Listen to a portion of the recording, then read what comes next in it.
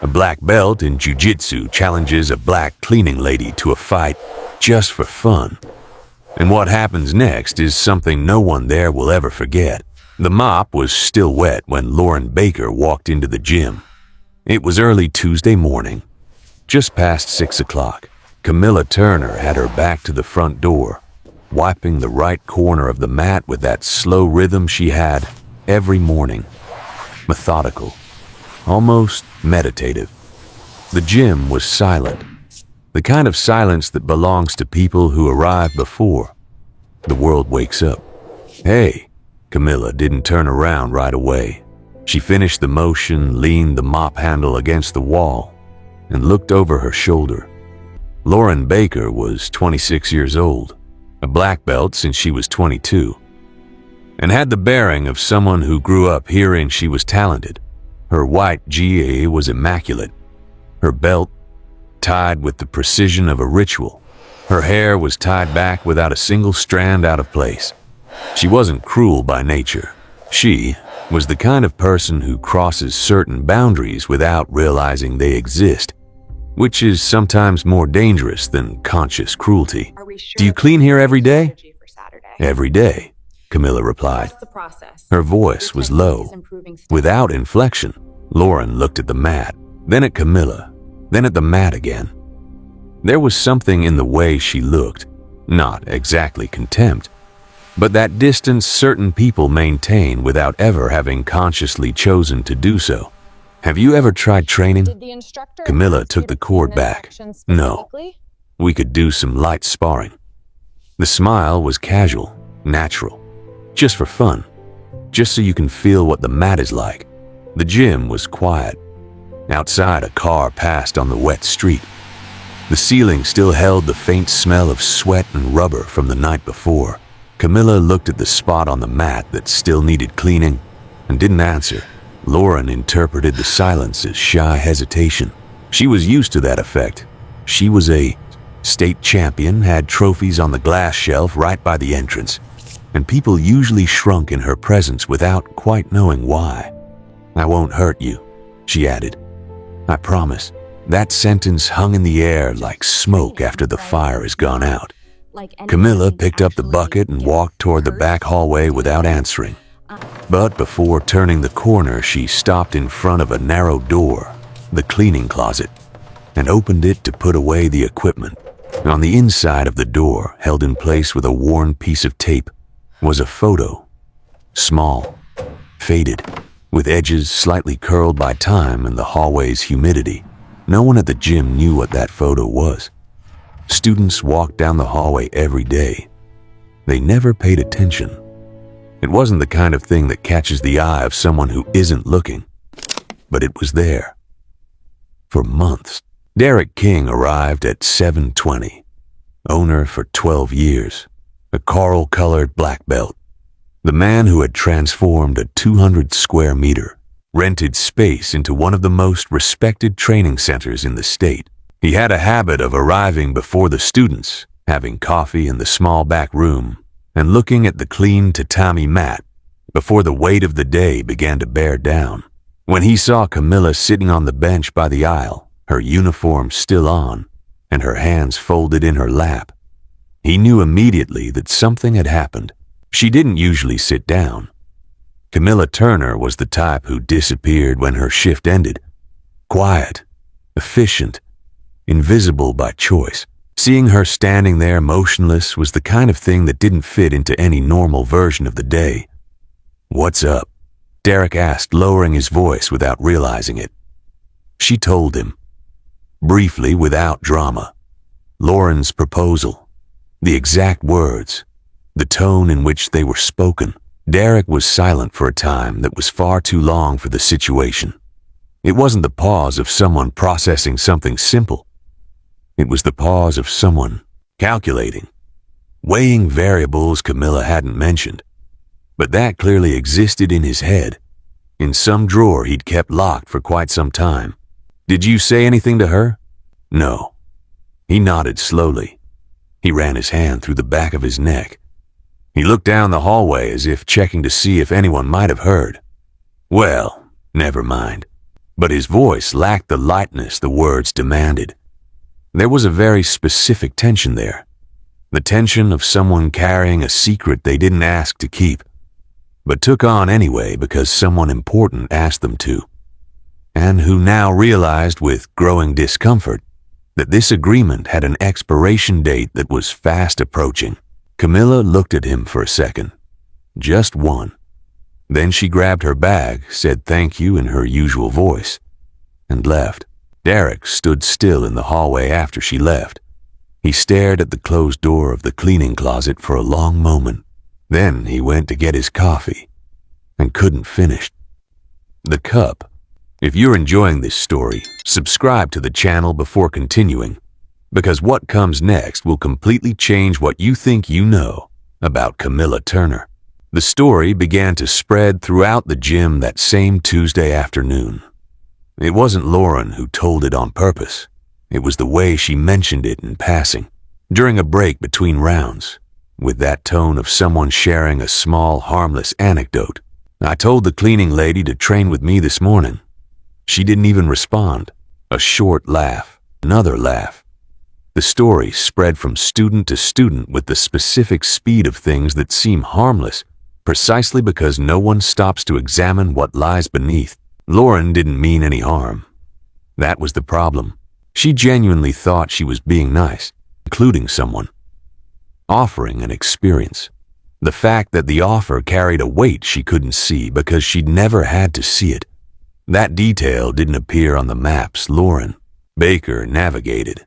When you grow up being seen, it's hard to grasp what it means not to be.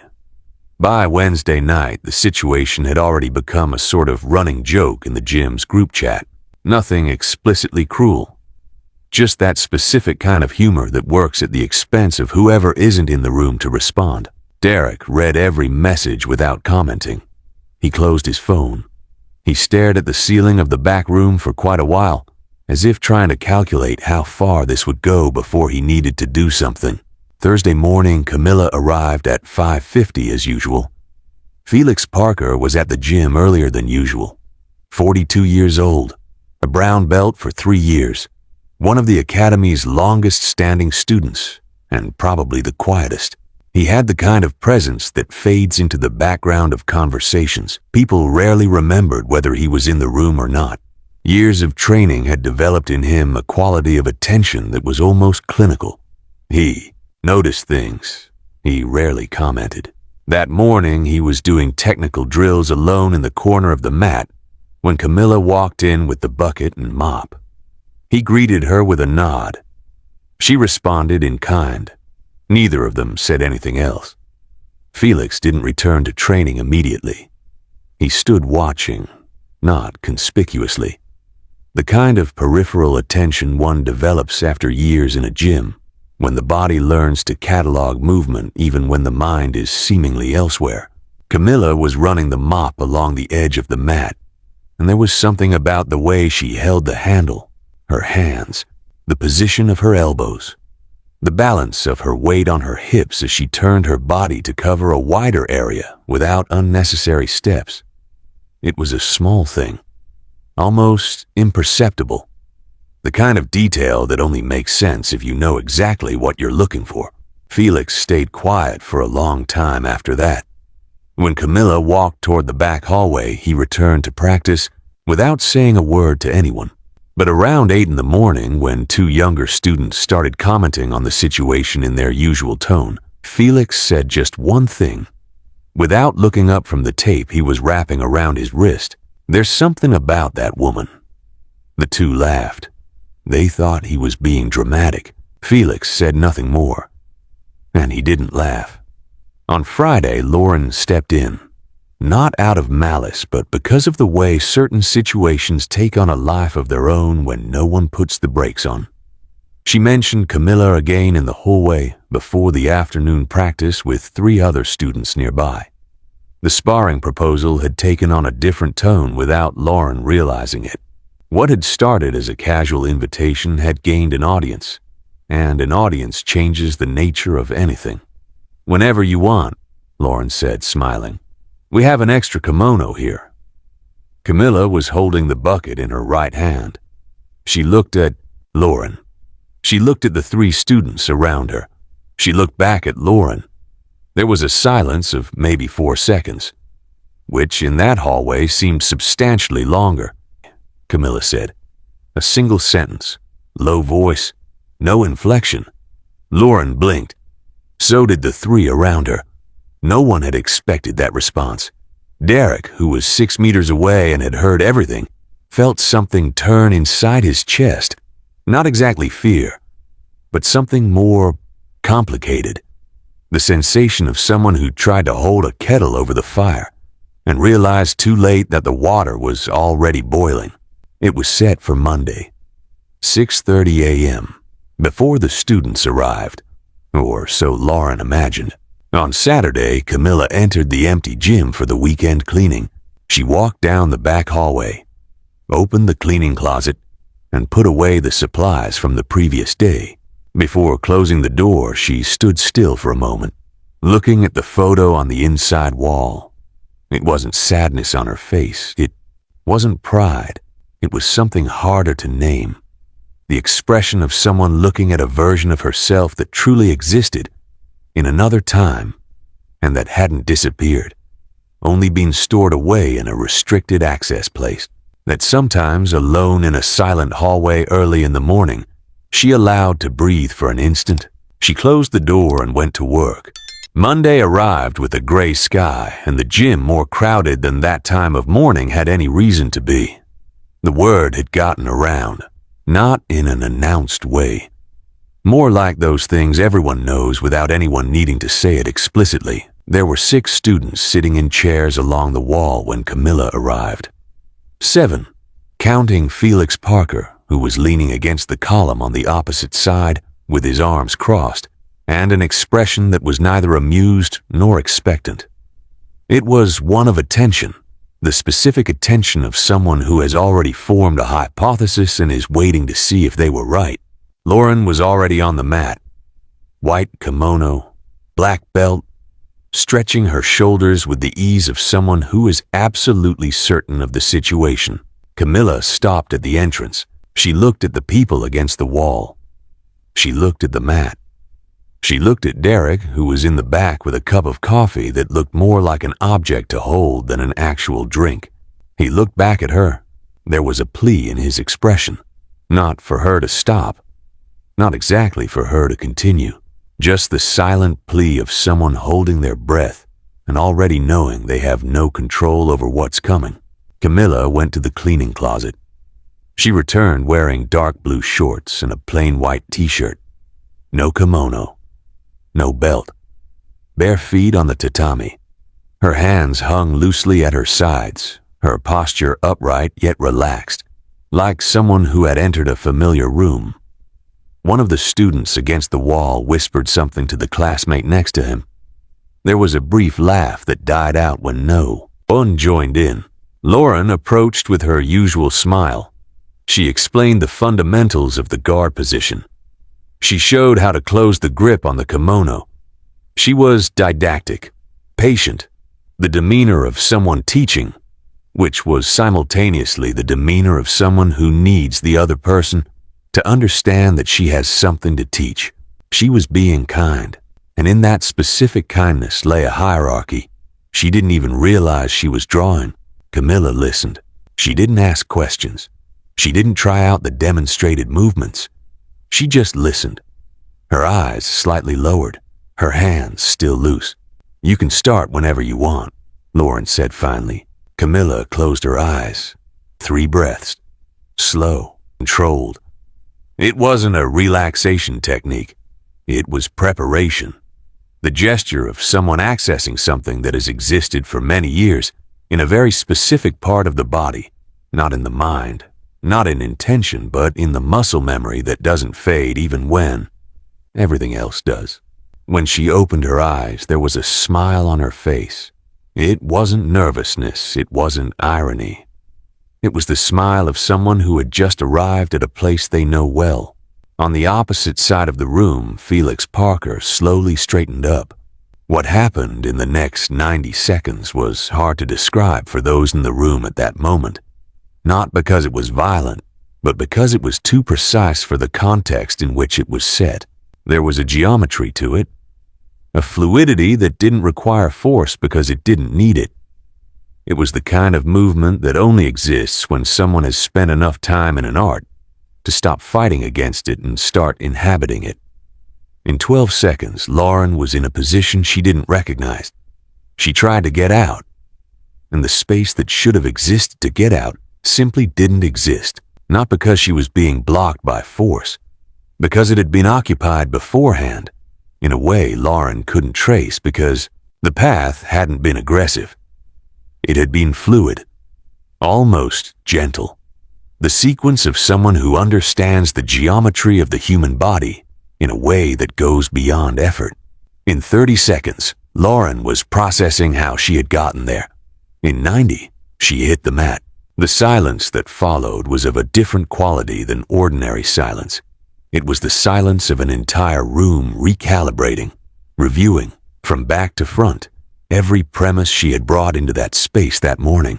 Lauren stood still for a moment, resting on her elbows, staring at the mat. Then she looked up, at Camilla, who was standing, her breathing perfectly normal, the smile already gone. In its place, only that calm, hard-to-name expression she had when she closed the cleaning closet door. "How did you—" Lauren began. She didn't finish. One of the students against the wall whispered. "What was that?" Felix Parker replied, still leaning against the column without looking at anyone in particular. "That was real jujitsu." Derek set his coffee cup down on the floor. He stared at Camilla for 3 seconds. She had already turned her back and was walking toward the back hallway. He knew at that moment that if he didn't do something, she would grab her clothes, change in silence, and walk out the door as if the last 90 seconds had been part of the usual routine, as if nothing more than that were necessary. And there was something very wrong with that possibility. "Camilla." She stopped. She didn't turn around immediately. "Can you stay a second?" There were 6 people in the room, all of them watching.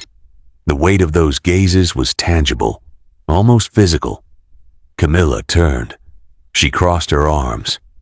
She waited, with the specific patience of someone who had learned, over many years, to let the world sort itself out before reacting. Derek took a deep breath. He wasn't the type of man to make speeches. But there were things that room needed to understand, not for him, not for Lauren, not for the narrative that had formed over the past week, but because there was a specific injustice in letting people leave there with the wrong story in their heads. "Her name is Camilla Turner," he began. Calm voice, direct. She was a world grappling champion, 3 times, undefeated in competition for 6 consecutive years, 8 international medals, 2 world titles in the open division. No one in the room made a sound. "She works here early in the morning because it was the only job with the right hours she could find when she came back. She was away from the sport for 18 months. Not because she lost, not because she got hurt." Derek paused, briefly, necessarily. "Her daughter got sick. Seriously, the kind of illness that takes up every hour you have, every decision you make, every morning you wake up. Camilla spent those 18 months shuttling between the hospital, the doctor's office, health insurance forms, and sleepless nights waiting for test results. She didn't abandon the sport. She chose her daughter, and when the situation stabilized and she needed a job, I needed someone to clean early." He looked at Camilla for a moment before continuing. "She specifically asked me not to tell anyone. I respected that request. Maybe I should have said something before we got here." The silence that followed was different from the silence after sparring. That one had been one of surprise. This one was heavy. The specific weight of a room full of people reevaluating what they'd done and said over the past week. Lauren's eyes were fixed on the mat. Later, after the other students had gradually left, Derek went to the back hallway. He stopped in front of the cleaning closet for a moment, that narrow door everyone walked past without looking. He opened it slowly. The photo was still there. Curled edges. A slightly faded image, but visible enough for anyone looking closely. It was a podium photo. Camilla with her arm raised, the medal around her neck, looking straight at the camera with that expression he recognized. Not one of exuberant triumph, but of something deeper than that. Of arrival, the expression of someone who had traveled a long road and arrived where she needed to be. And in her arms, a girl of perhaps 7 years old, hugging her mother's neck, wrapped in a flag that almost covered her face. The girl was laughing. It was the kind of photo that needs no caption. You look at it and understand the cost, the value, what remained, what was at stake, all at once. Derek closed the locker door carefully. Lauren stayed at the gym until 10 in the morning. After the others left, she sat on the edge of the mat staring at her own hands. Felix Parker walked by before leaving. He stopped for a second beside her. "Those hands of hers," he said slowly. "I saw them Thursday morning when she came in to clean. The way she held the mop handle." He paused. "You could tell they weren't the hands of someone who'd never trained. But that's not what matters." Lauren looked at him. "What matters," Felix continued, "is that you never asked who she was. You only saw what she was doing." He left. The gym fell silent. Lauren stood there for a long time, with that sentence settling inside her the way certain truths settle. Slowly, without haste, without asking permission, like water finding the lowest available level. 2 weeks later, life at the gym had returned to normal on the surface. Workouts followed the usual schedule. Students arrived, trained, and left. The trophies remained on the glass shelf near the entrance. The mat was cleaned every morning before 7.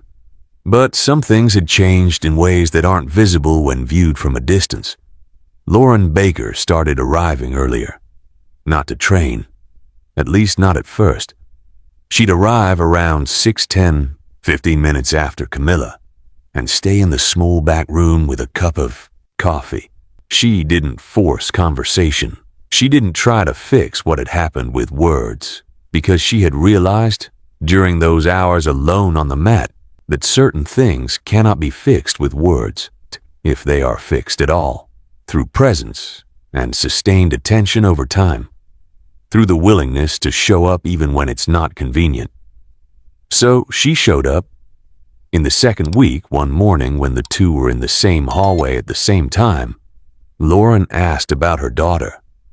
It wasn't an elaborate question. It wasn't a grand gesture preceded by apologies and explanations. It was a simple question, asked in passing, with the tone of someone who genuinely wants to know. Camilla looked at her for a second, the look of someone assessing the sincerity of a question before deciding what to do with it. "Better," Camilla said.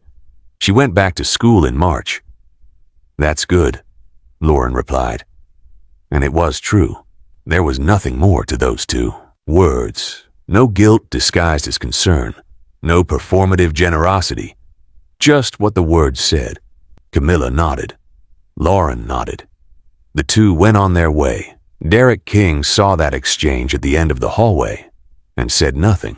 There was one thing he knew about that gym, about any real gym, that took him years to fully understand. The mat is democratic in a way the outside world rarely manages to be. On it, what you can do is who you are. Not your title, not your appearance, not the story people construct about you before they meet you. The movement, the technique, the honesty the body produces when it has nowhere left to hide behind pretense. Camilla Turner knew this better than anyone in that space. It was probably the reason she had asked that no one know her story.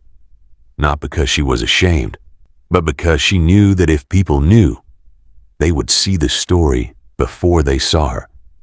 And she didn't want to be a story. She wanted to be a person. Now the two things had finally come together. One March morning, with the sun streaming in sideways through the gym's tall windows, Camilla arrived at the cleaning closet as usual. She opened the door. She grabbed the mop, the bucket, the rag, and then she stood still for a moment in front of the photo on the inside wall. The same photo as always. The same curled edges, the same faded image. The girl laughing on her mother's shoulders, wrapped in the flag, on the podium of a championship that had taken place in another life. Not because that life had ended, but because it had matured into something harder and more real than any trophy. Camilla took the photo off the wall. She didn't throw it away. She folded it carefully and put it in the pocket of her lab coat. She closed the locker door and went to clean the mat. Outside, Lauren Baker was arriving. She saw Camilla through the glass of the front door and before entering held the door open. That small gesture. Automatic. The kind of thing that on most days means absolutely nothing. An open door. A second of attention.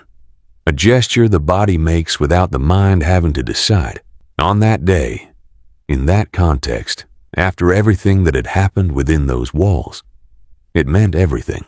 Camilla walked through the door. Neither of them said anything. They didn't need to.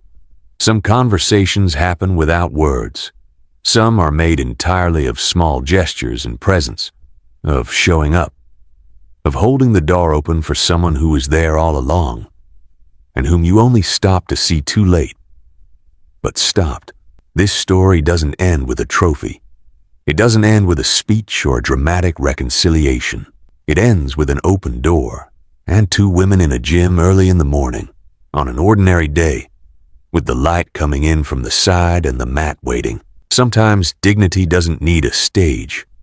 It just needs space, and someone who finally stops long enough to see what was there from day one. If this story touched you in any way, subscribe to the channel. There are many more stories like this waiting for you. Stories about people the world insisted on not seeing until it became impossible to ignore.